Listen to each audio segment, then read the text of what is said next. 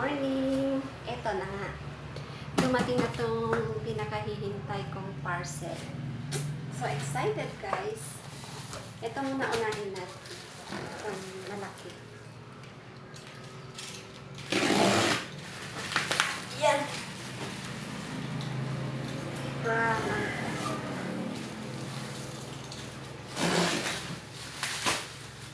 Bale, cooking workbook ko guys. One set. New day, new budol. Araw-araw budol. Hindi naman araw-araw. Ito yung brand niya guys. Excited. Sana walang damage. Para magamit na natin agad. Ayan.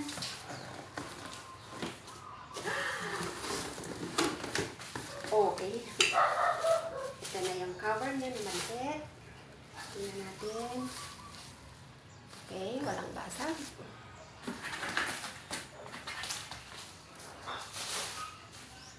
Dalawa. Basag.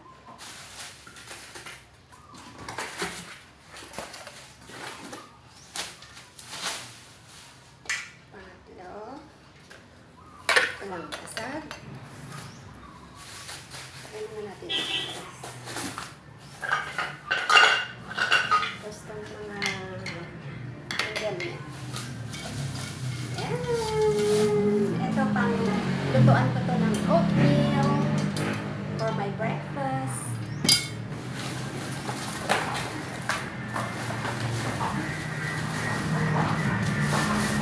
Ito for ulam-ulam o sinabawan.